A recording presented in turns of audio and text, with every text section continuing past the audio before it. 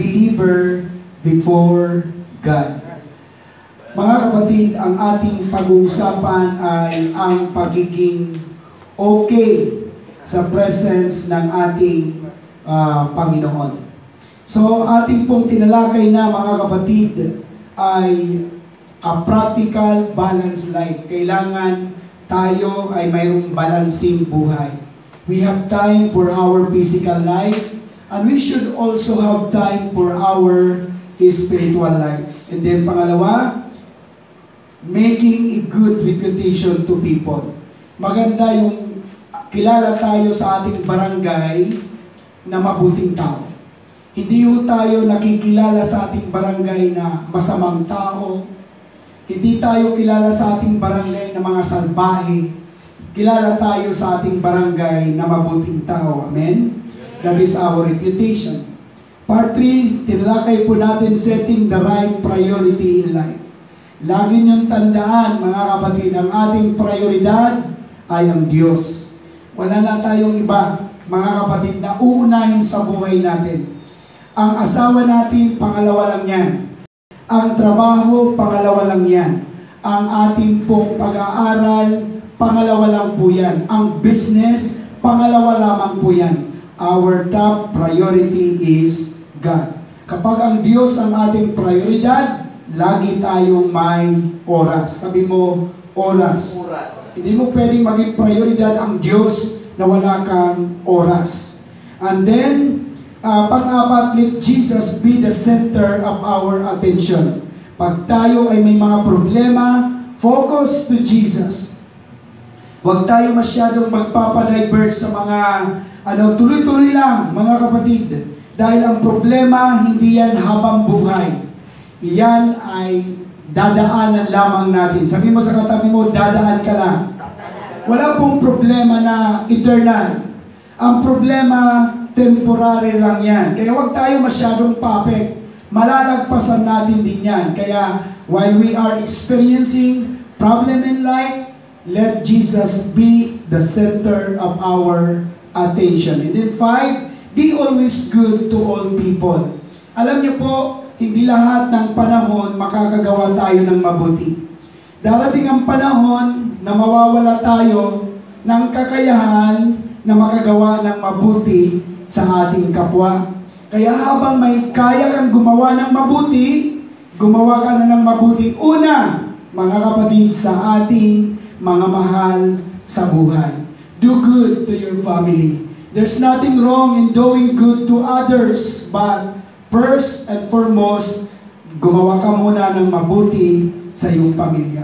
Kung ang magulang mo kaya mong alagaan, mahalin, pagsilbihan, do it now, not tomorrow. Kasi baka bukas, iminang agyu. Hindi mo na kayang gumawa ng mabuti sa kanila.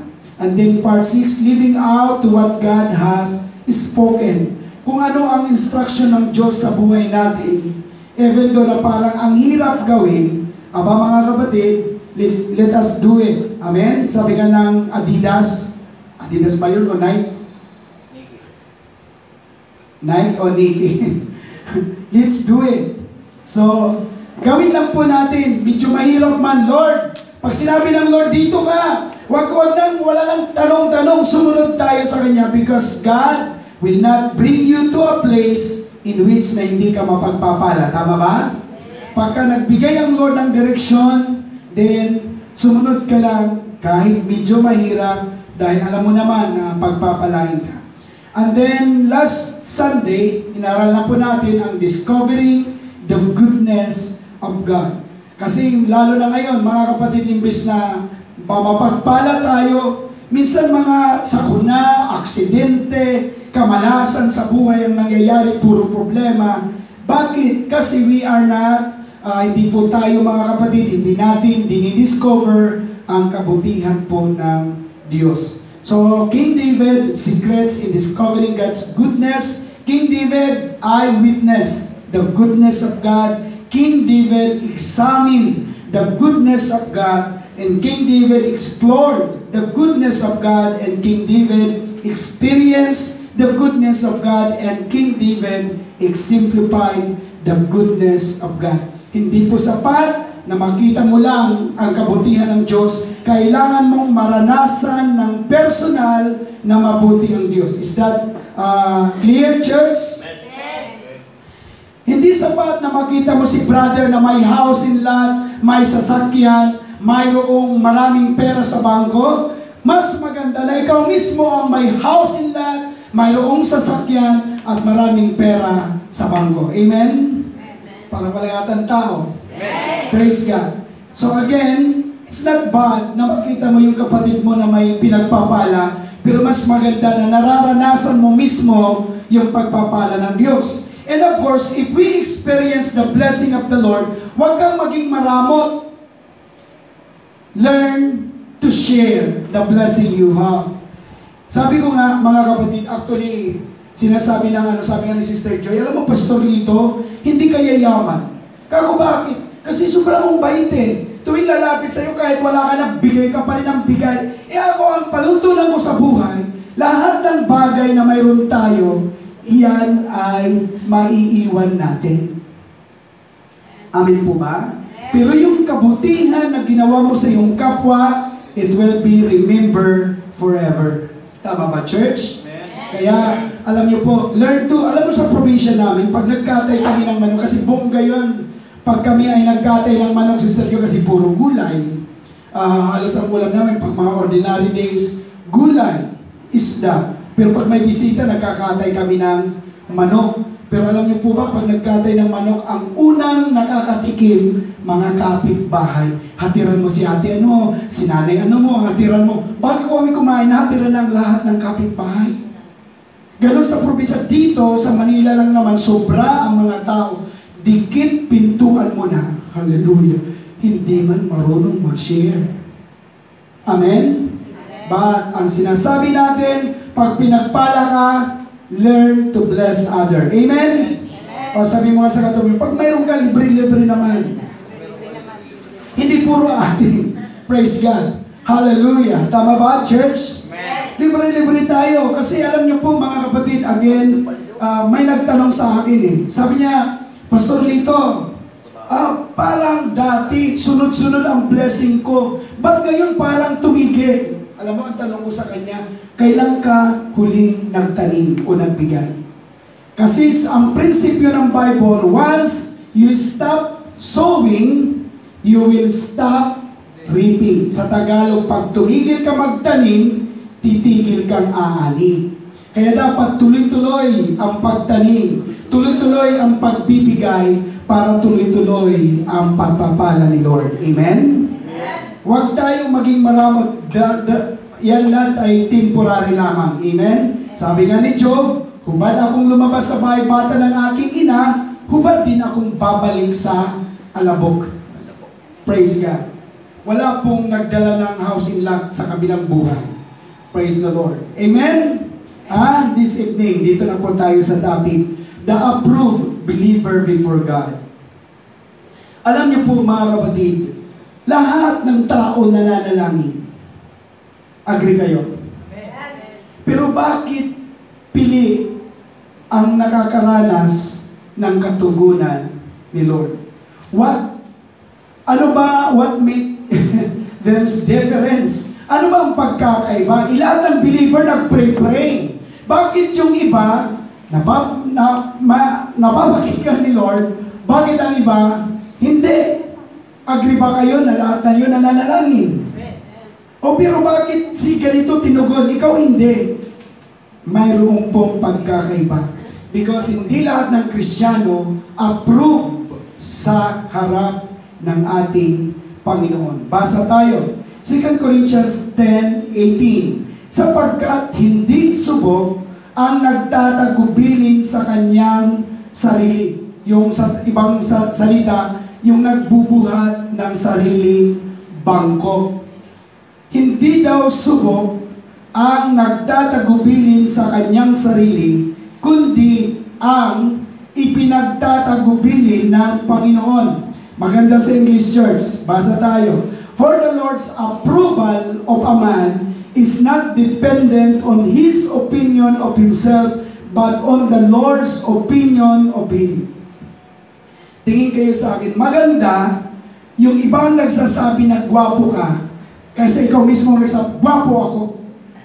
Naiintindihan nyo ba yung sinasabi natin? Mas maganda yung iba ang nagbibigay ng komento para sa'yo, hindi ikaw yung nagbibigay ng papuri sa sarili mo. Kasi others, parang ang tingin nila, okay ako, praise God. Pero wag mong antayin, wag mong buhatin ang sarili mong bangko. Let other... May tao pa kaya akong kausap, parang ayaw na ang topic. So approve. Pag sinabing approve, iba ang magsasabi, hindi ikaw. Amen? Huwag ka magbubuhat, huwag mong purihin ang sarili mo. Ang pogi ko, ang bait ko, talagang magaling ako. Alam mo, matalino. No need. Let others say that for you.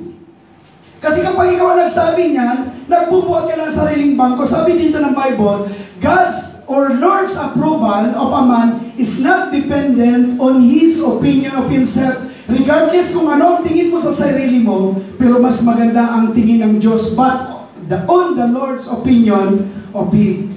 Kaya di ba sinasabi ko sa inyo, tingin kayo sa aking mga kapatid, huwag mong tingnan ang sarili mo base sa tingin ng iba sa iyo. Tingnan mo ang sarili mo base sa pagtingin ng Diyos sa iyo.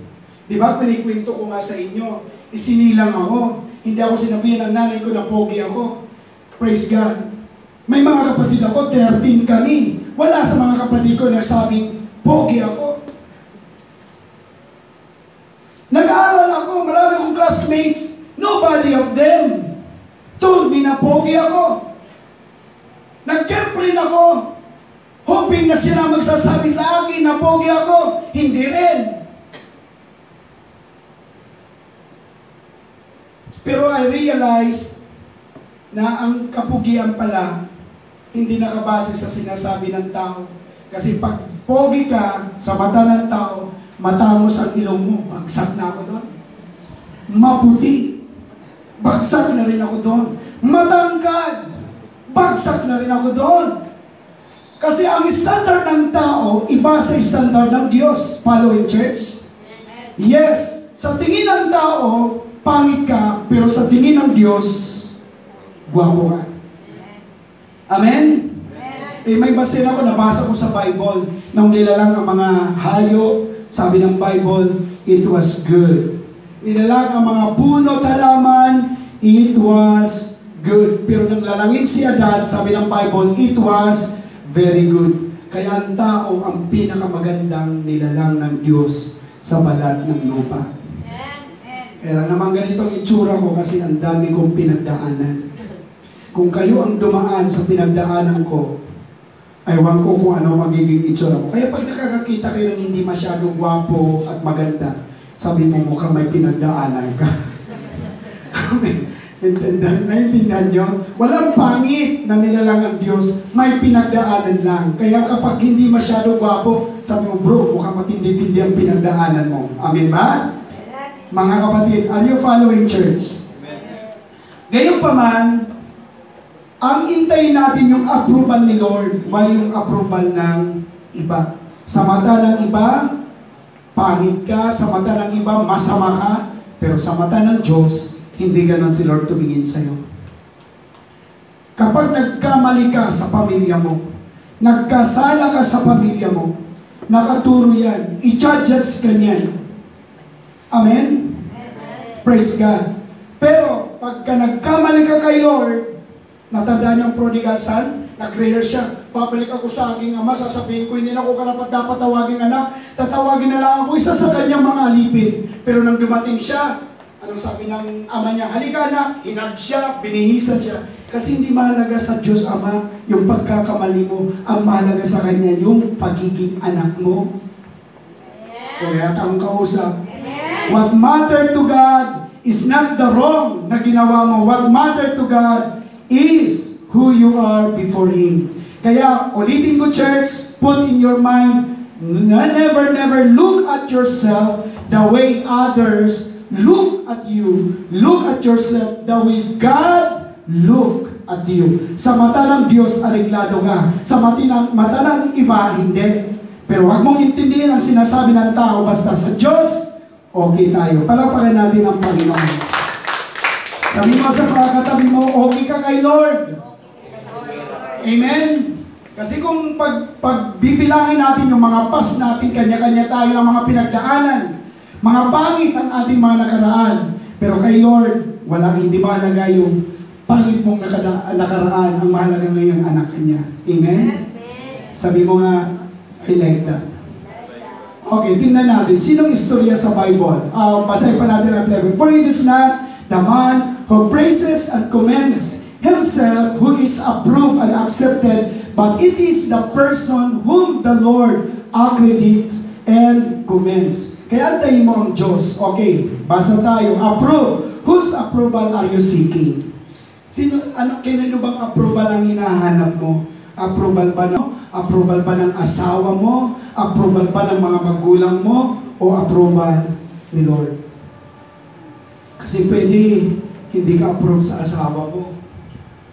Amen? Para walang kausap. Pwede hindi ka approve sa asawa mo. Pero, naalala ko, di ba, Sister Joy, nagbabatuhan. Ay, ikaw, patayo-tayo ka! Patayo-tayo ka! Sabi naman, ikaw nga rin, tumatayo-tayo. Nagbabatuhan. Actually, mga kapatid, sa Diyos, pareho kayo approve. Naalala ko yung isang pastor, nangaral, nag-away sila mag-asawa. Sabi ng pastor, dapat tayong mga born again, nagpapakabanal tayo. Sumisigaw ang kanyang asawa sa likod, ikaw ang magpakabanal. Sinasabi na, dapat tayo magpakabuti tayo. Sumisigaw ang asawa niya, dapat ikaw ang magpakabuti. Tinuturo niya yung kanyang asawang pastor sa harap.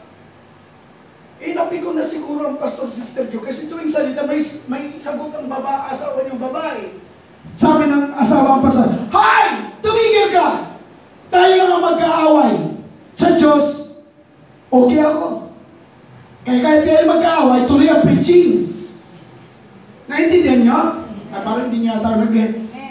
Sila lang mag-asawa may problema. Wala naman problema ang pastor sa Diyos. Ito ang problema minsan sa mga Kristiyano. Pag nag-away mag-asawa, apektado si Lord, hindi a-attend. Ano ba naman kinalaman ni Lord sa away ng mag-asawa? Kahit kayo magbubugan, kahit ka magsuntukan, basta kay Lord aliglado tayo. Salamat sa isa. Sabi mo sa katabi mo, kahit magkaaway kayo, kausapin mo, kahit may problema ka, attend tayo.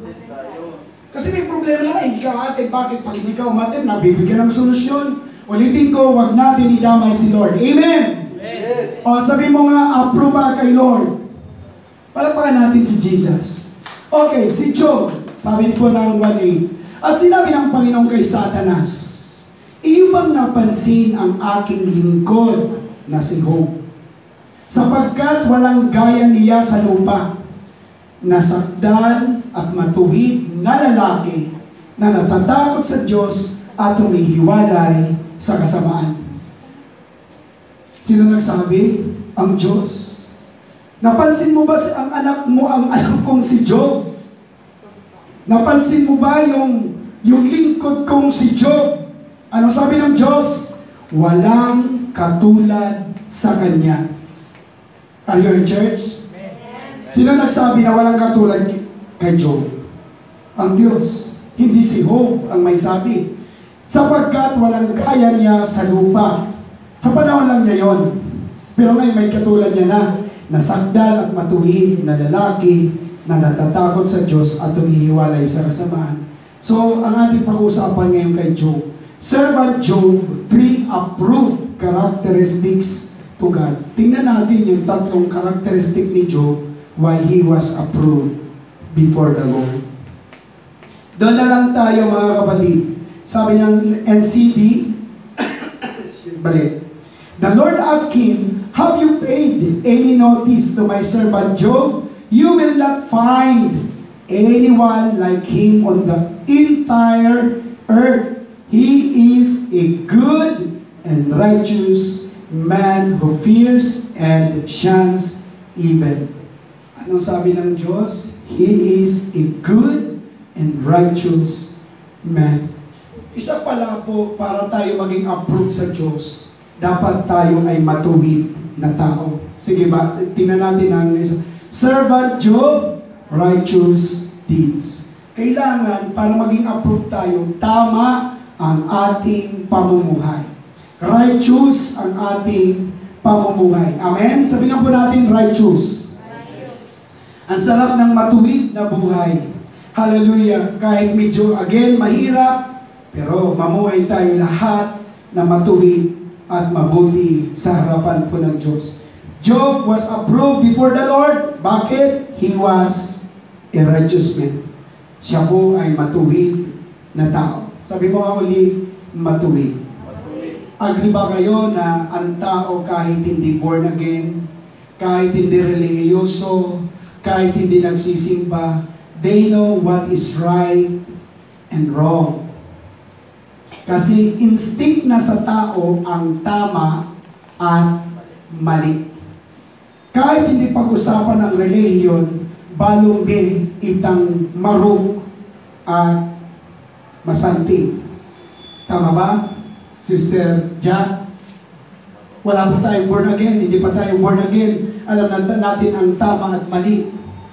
Kaya lang problema ng tao, kaya nag-create si Andrew ng kanta, gusto kong bumait, ngunit di ko magawa. Gusto kong bumait, ngunit di ko magawa.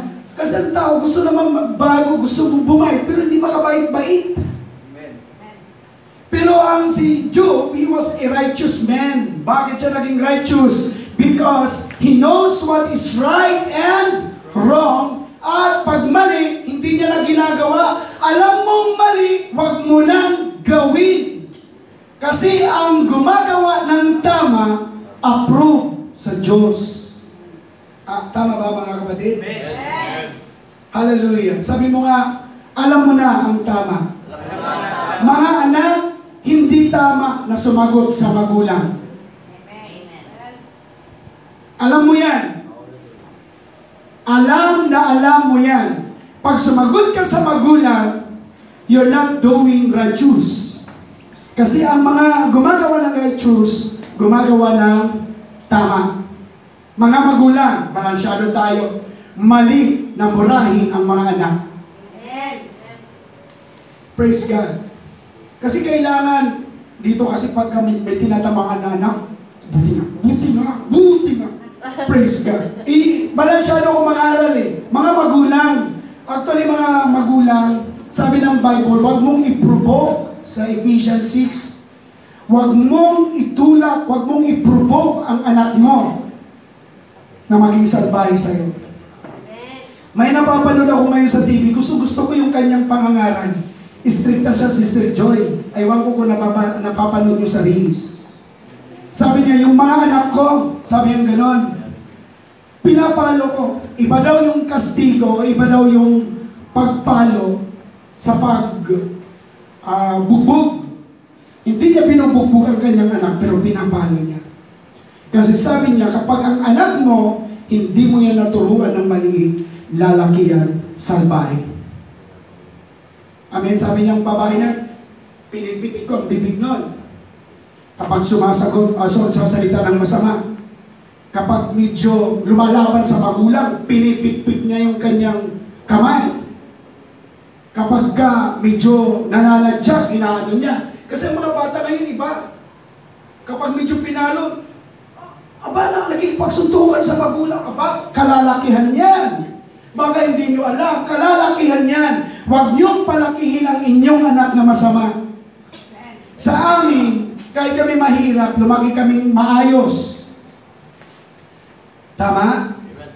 Tingin pa lang ng nanay namin, alam na namin. Pag may bisita, naandun kami sa sulok, bawal magingay. Tama ba? Nabutan mo, Sister Joy, o ako lang matanda dito? Nabutan mo. Baka ako lang matanda dito. Praise God. O biruin mo, ganun. Ngayon, ang mga anak, may katuwiran man o wala, bawal kang sumagot. Kasi ang mga magulang nun, lagi silang tama. You don't have rights na mga tuwiran. Kasi pag mga tuwiran ka isang bao ng sili, papanguya sa'yo. O manahimik na lang ako kaysa umuya ako ng isang sili na isang baong sili. Pero ngayon ang mga anak, maniwala kayo mga kapatid, sobra. Pero wala yan dito, mababait lang dito mga anak. 2 oras na naninirmon ang magulang, tahimik. After 2 hours na sermon ng nanay, napagod ng nanay, naubos ng laway, natuyuan na ng laway, dahan-dahan na nagbubukas ang anak ng bibig. Ma, baka may nakalimutan pa kayo. Amen? Kagabi uli, natuwa ako sa isang vlogger. Kasi yung sinasabi ng magulang mo, paulit-ulit na lang yan. Kung 18 years old ka, 18 years na paulit-ulit ang kanilang sinasabi sa'yo. Halimbawa, nagpaalam ka, Ma, alam mo na ang mga linyahan niyan. Sa amin ng panahon, alas 6 pa lang, pag namapang ang daming sasabihin niyan. Ngayon, ang ginawa ng isang anak, hindi na pinagsalita ang magulang. Siya na nagsabi ng sasabihin ng kanyang ina. Memorize na. Sabi ng anak, Ma, ako na lang nagsabi para hindi ka na mapagod. Kasi ang mga linyahan ng magulang, ulit-ulit yan. I-record mo, maniwala mo, same, at same, at same, at same. Amen? Wala nakaka-relate dito. Amen? Pero gayon pa man, mga anak, kahit may katuwiran, mali ang sumagot sa magulang. Mga magulang, wag natin i-provoke ang ating mga anak. Kaya yung bata, actually mga kapatid, matindi ako magdisiplina. Sa bahay, lahat ng pamangkin kong titira, dapat mag-born again. Hindi pwedeng tumira sa akin ang hindi makikinig sa akin. Lahat ng pamangkin ko, kahit ayaw mag-born again, mapipilitan mag-born again, dapat tama ba dyan? Nakita niyo mga pamangkin ko. Sabi ko, dito kayo sa poder ko, bawal manigarilyo. Opo, tito. Pag nakita ko kayong naninigarilyo, papasabugin ko yung bunganga nyo, ha? Ako ayaw magsalita ng hindi ko gagawin. Kasi kapag nagsalita ka ng hindi mo gagawin, hindi na matatakot sa iyo yun. Kaya pag sinabi nyo sa anak nyo, Mitong pa! Mitong! Mitutulang ka na ako. At pagkatapos ng mitong na yan, tamaan mo! Kasi, dinala ng mitong, wala pang tumatama. Paano matatakot ang bata? Alam mo, pamangkin ko, may nagsumbong sa school doon, sabi ng ganyan. Sabi ko, sige. Nanihigar. Ay, hindi tito, sinisiraan ako. Sige. Ako, mahilig ko manghuli, Sister Joy. Binantayan ko sa City High School. Tamang, sarap na ko. Hindi niya alam, nasa likod niya ako. Pero hindi ko siya sinuntok doon. Ayaw ko'y pahiya. Mamaya mag-uusap tayo. Naku, mga kapatid, takot na siya kasi alam niya, tatamaan siya. Pagdating sa pintuan, binanatan ko. Sabi ko sa'yo, di ba? Alam niyo po, pag kinabukasan, may love letter. Tito, umuwi na po ako. Umuwi na po ako. Hindi ko na po kaya dito sa inyo. Hindi. Pag nasa akin, disiplinado ka. Lagi niyong tandaan, sa loob ng isang bubong, magulang ang may authority. Amen? Amen po ba? Amen. Ngayon, kung ayaw nyo ng patagaran ng magulang nyo, lumayas. Praise the Lord. Kasi kita bang pamangkin ko, anong ginawa ng pamangkin ko? Umalis. Kasi hanggang naandun siya, yung patagaran ko masusunod, hindi siya ang masusunod. Tama ba, church? Ganun po, dapat sa Bible. Hallelujah. Hanggang nasa puder ka ng magulang mo, magulang ang dapat sundin. Walang choice, praise God. Tiisin nyo na lang. Kaya kita mo, may mga anak na nag-aasawa ng maaga. Kasi para lang makaalis-alis sa bahay. Amen? Yung mga maagang nag-asawa, ayaw yan sa bahay. Praise the Lord. Palapakan natin ang Panginoon. Church, What I'm pointing out, alam mo na ang tama at mali for you. Para maging matuwid, gawin mo lagi ang tama. Sabi mo, tama. Tama. Alam natin ang tama. Hindi yung may tama. Praise God. Hallelujah. Kailangan may tama. Pangalawa, ang sabi ng Bible, He respects God. So, pangalawang R, sige next. Servant Job respected God. Amen? Sabi mo, respeto. Actually, mga kapatid, mabigat ang salitang respeto, Sister Joy, di ba? Halimbawa, anak ka. Anak, bakit napunta tayo sa anak? Nag-uwi ka ng chicks. Alam niyo po ba na disrespect yan sa magulang? Kung may respeto ka, hindi mo gagawing yung mga maling bagay. Tama ba, mga kapatid? Ang respeto, si Job nagrespeto sa Diyos, meaning dahil may respeto sa Diyos, ayaw niyang gawin ang labag sa kagustuhan ng Diyos. Yan po ang tinatawag na reverence. Praise the Lord. Sabi nga ninyo ulit, respect God. Sarap may respeto. Sabi nga, inuulit-ulit. Alam mo, kapatid, kahit saan ka pumunta, nakatingin ang Diyos. Ang Diyos kasi natin hindi natutulog. Praise God. Ang akala ng mga kabataan, pag nagsusulo siya, wala nang nakakakita sa Kanya. Pero hindi nila alam, kitang-kita ka ni Lord. Amen? Kasi minsan may mga born again lang pag nasa church, born again pag kasama ang mga kapatiran, pero pag wala ang kapatid, wag ka. Wag ka. Walang nakakakita. Alala ko doon yan sa Abakan. Praise the Lord. Ako mahilig talaga manghuli. Sabi ko, bakit naandun sa lamay naandun sa may saklaan? Pastor, nanunugod lang naman po ako. Okay, nanunugod. So, ginawa ko, gabi-gabi kasi may sakla, naandun din ako, nagtago-tago ako. Nang tumataya na siya, doon ako lumabas. Pagtaya niya, sabi ko, nanalo ka na ba? Kasi may mga tao na kapag walang nakakakita, parang exempted sila gumawa ng kasalanan. Tama ba, Sister Joy? Malaya, pero lagi niyong tandaan, pag nag-iisa ka, may Diyos na nakakakita sa iyo. Amen? Amen po ba? May Diyos na nagmamasid sa iyo, may Diyos na nakatingin sa iyo. Di ba, Sister Jan? Alaala ko tuloy yung alaala ko tuloy naligo ako. Yung shirt ko maluwang. Pag talong ko ng ganyan, hubo talaga. O ngayon, hindi ako umahon kasi nahihiya ako. Kasi may nakakita. Balikan natin ang Diyos. Hindi ka ba nahihiya gumawa ng mali na nakakita ang Diyos sa iyo? Yes, si pastor, malayo. Hindi alam ni pastor ang ginagawa mo. Hindi alam ng mga kapatid ang ginagawa mo. Pero yung ginagawa mo, alam ng Diyos yan. Hindi ka man nahiya sa Diyos? Wala yata ang kausap. Mahiya tayo ng kaunti sa Diyos. Praise God. Amen? Kasi pag may respeto tayo sa Diyos, hindi tayo gagawa ng anumang mali. Pangatlo na po, matatapos na po ako. Praise God. And refuses to do evil. Bakit naging approve si Job?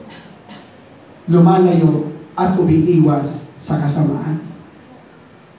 Amen? Umiikot yung mga nagwewete.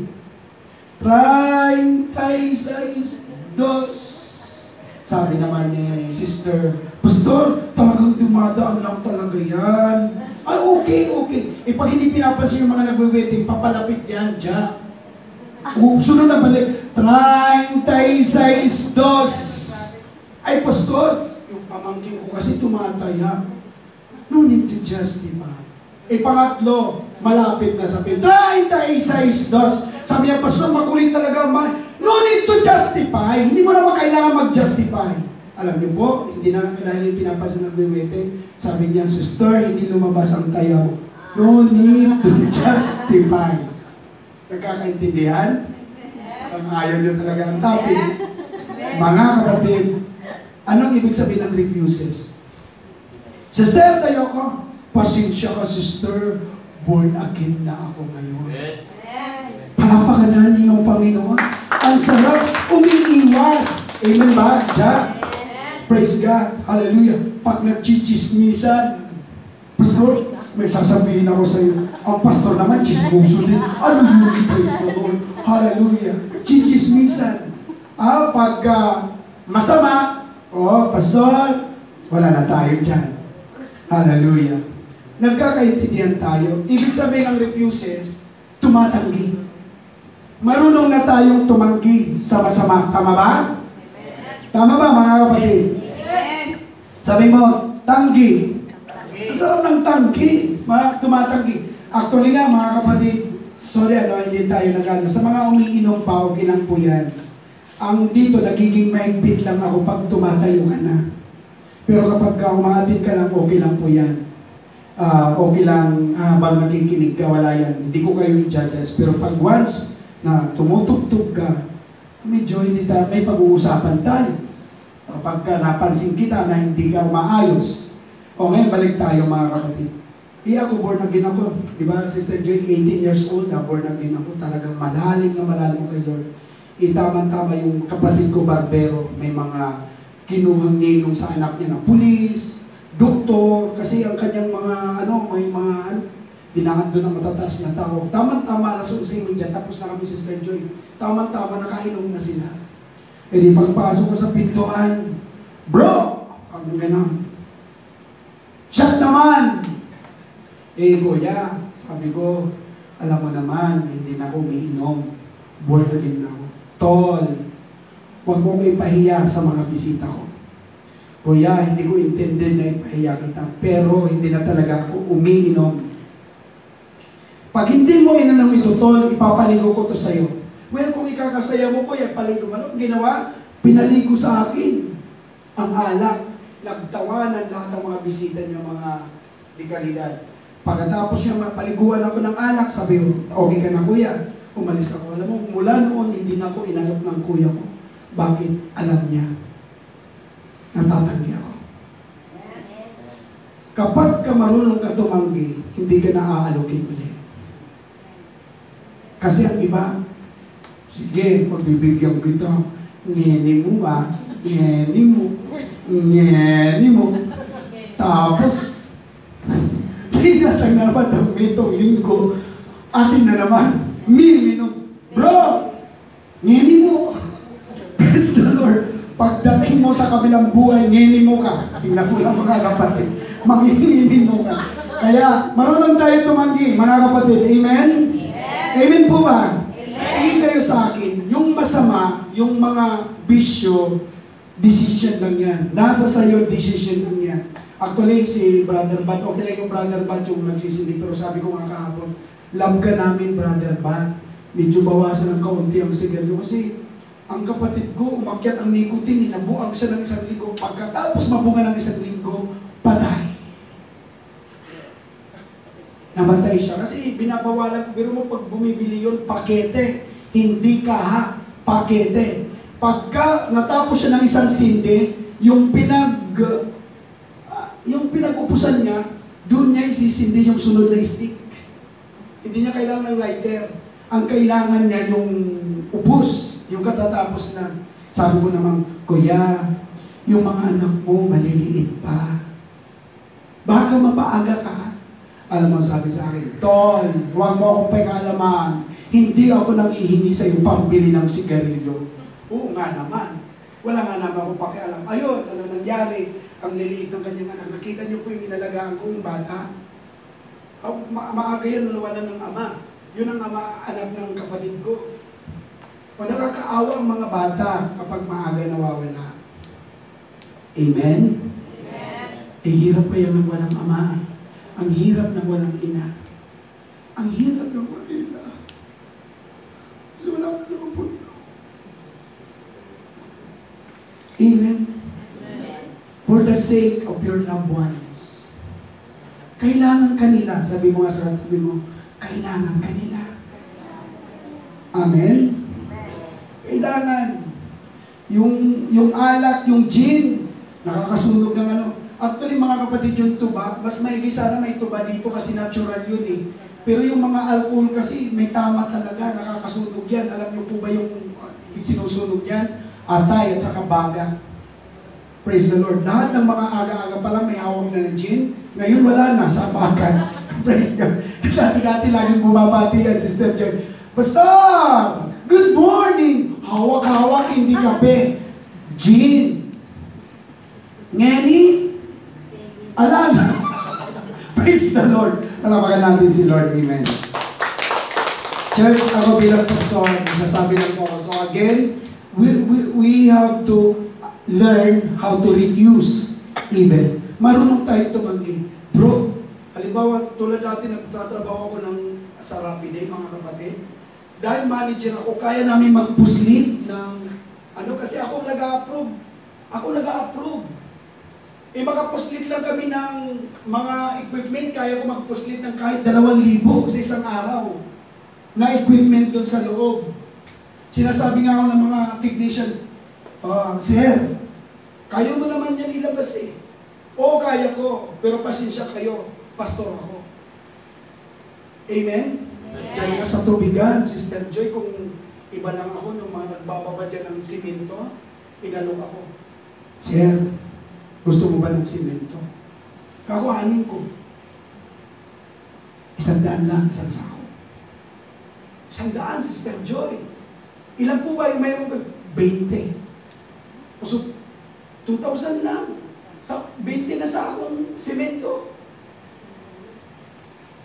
Paano gagawin nyo? Kung kayo.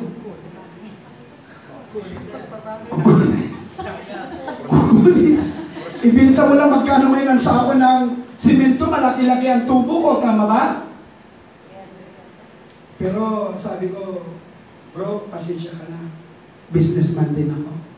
Sa part din ng may-ari yan, masakit yung ginagawa mo. Ayaw ko rin gawin sa akin yan. Sa iba nyo na lang po yan. Tapos may dumaan na naman, Sister Joy. Nakaban. Praise God. Ang mga karga naman, mga sofa, mga Sir, 1.5 lang. Anong 1.5? Salasit, 1.5. Salasit, 1.5. Naku, saan galing yan, Sir? Kasi yung bus namin, hindi nagpapasalid ng mga nagpuslit kami. Ay sabi ko, bro, may sopa na po ako. Marunong tayo tumanggi sa mali, sa masama. Kasi ang mga tao nag-aalok yan. Aalukin ka talaga para mapasama ka. Pero learn to refuse. Amen? Para hindi ka mapasama. Kasi decision mo yon. Huwag mo sasabihin na, napasama lang ako. Hindi. Nag-decision ka. Nag-decision ka na tularan sila. Amen? O sabi nga natin ulit, refuse evil. Job was approved before God because he refused evil. Marunong tayo tumanggi. Amen? And last verse, ano nangyari kay Job? Dito na po ako magtatapos. You have always protected him. Lagi mo si Job iniingatan. And his